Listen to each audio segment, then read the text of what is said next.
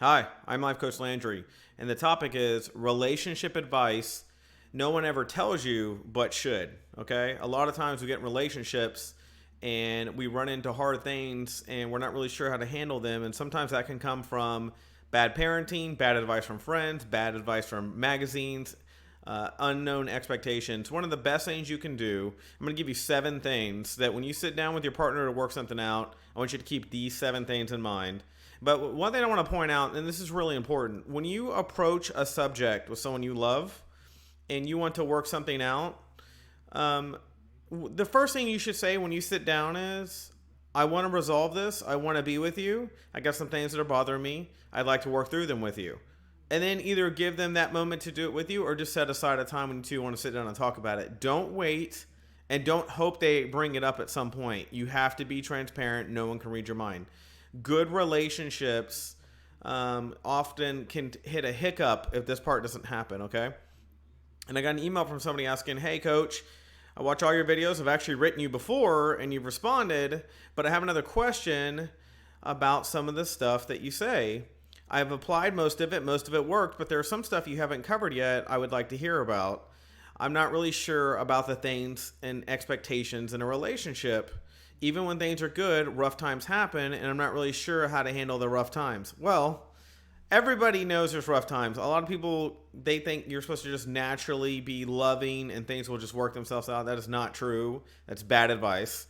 So my number one thing is actually okay to go to bed angry. Okay? That doesn't mean you shouldn't sleep in the same bed.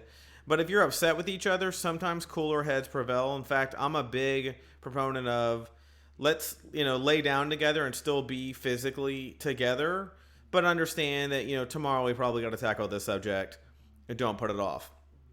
But that leads me to number two, and number two is going to be take a break from talking sometimes. And what I mean by that, let's say you're in a rut in your relationship. Let's say you've had a bad month, okay, and things are going back and forth, and you're not really sure how things are going to go, and you're getting worried about maybe things aren't the way they used to be, or things might come to an end. That's usually not true. That's usually because you care so much about the relationship that even the small things matter that much, okay?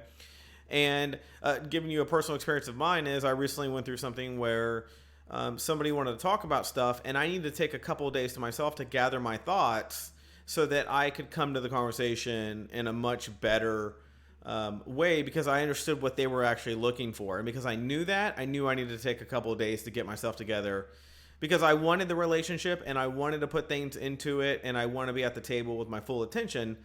So taking a break from talking was never to walk away from the relationship. In fact, I called them all the time, daily throughout the week, to remind them that I wasn't walking away, that I was still right here. Okay. But taking a break can be a good thing sometimes, because you just need to regather yourself. It doesn't mean the relationship's over. So don't ever think that you can't take a break. In fact, there's another way you can take a break. Have a good time with each other. Stop focusing and thinking about the relationship constantly. Okay? That only hurts a relationship. That doesn't always help. Sometimes you just need to go with it and just enjoy it. And if you're having feelings of, well, I really need to talk to them, or I need to know what our next steps are or whatnot. Something I had mentioned to the person that I was going through with is that I was interested in talking about the next steps, okay? But what you want to make sure you do in that is you want to set a date to do so, or you want to invite to get together. You don't want to just keep throwing little things out. So when I was calling the person throughout the week, I made sure to just talk to them about life in general. Now, there wasn't a lot of substance there. It wasn't a lot of relationship talk, and that was important because I wanted to, get all that put in person. If you do that all over the phone, you can run things, okay? So, number two being take a break from talking. That's okay. It doesn't mean anything bad, okay? Another one is quit dreaming. And this one drives me nuts, because I'll be at a coffee shop or I'll be talking to somebody and they'll say, hey, so my best friend was telling me this. My mother told me this. My father told me this. You should always consider your sources. If your sources don't have healthy relationships, or they're not currently in a long-term relationship, or they're not married and have children and speak mainly from happiness, then you're getting information from sources who don't know how to give you the right advice, okay? You want to take information from people who either have an education in it, love you unconditionally, meaning they're never walking away regardless if you get mad or have fights or whatnot. In the end, you still end up coming back together. Those are people who always have your best interest. But that needs to be with the person you're actually dating, not someone that's on the outside looking in. A lot of people say, well, they can see things clearer. No, they can see things from their perspective. That's very different, okay? But it doesn't mean you shouldn't take advice from family and friends. It means, look, everything you hear and everybody who cares about you is a factor in your life and what you hear. But in the end, you have to make an internal choice. And the way I say, about quit dreaming is you should always spend time saying it to yourself, is what I'm about to do going to get me closer or further from the person I love? And if it's going to get you further, then don't do it. If it's going to get you closer, keep trying, okay? The next one would be don't tell family and friends everything. And this is a really big one. And look, it's fall right now where I am. I got my windows open. We had a cold front. It feels really good outside. So you want to sit around and you want to talk. This can be one of those moments where someone ends up saying, hey, how's your relationship going? You end up just going into it. The reason it's important that you don't tell your family and friends everything is because once you do, you can paint a picture of your relationship and they may never be able to look at it any different than what you tell them. If I turn on the news at night and every time I turn on the news, a building is burning, well, then I'm going to be under the assumption that, man, there are a lot of fires going on and no one's ever putting them out and they keep getting started. Well, you don't want your relationship to look like to your friends and family it's always on fire. You want to talk about the good things that person brings to your life so that when something bad happens or a bad moment happens and you talk to them about that, they're going to be assured that, hey, I'm supporting you getting through this because I know in the end there's a lot of good things about you two that I want to help and support. And that's why you'll get good advice. So you want good objective advice when you do get it. And sometimes you might hear things you don't want to hear. But ultimately, people who love you, if they know you love somebody, they're going to help promote the love you feel and to be with that person. Okay? The next thing is finances matter. Finances matter a lot. Look, there are the basic quintessential needs in life, right? No one ever means, and what I mean by that, it doesn't mean just like get money so you can pay bills and just get through life. No, what it means is there are other things to consider that are going to require both of you teamwork and together financially. Now, teamwork is up to the couple and the individuals and how they see it. But what that means is you have college, you have children, you have medical needs that you're going to bump into down the road with your children. And you have cars, you have homes, you might need to move, you might change jobs, you might need to move because of a job. And these things all require lots of planning and money being put away and planned out. And that requires finances and financials. And a lot of people will sit there and say, well, money isn't everything. It's not everything. But money is a gigantic factor. It's the reason why there's a big reason for divorce amongst people with money.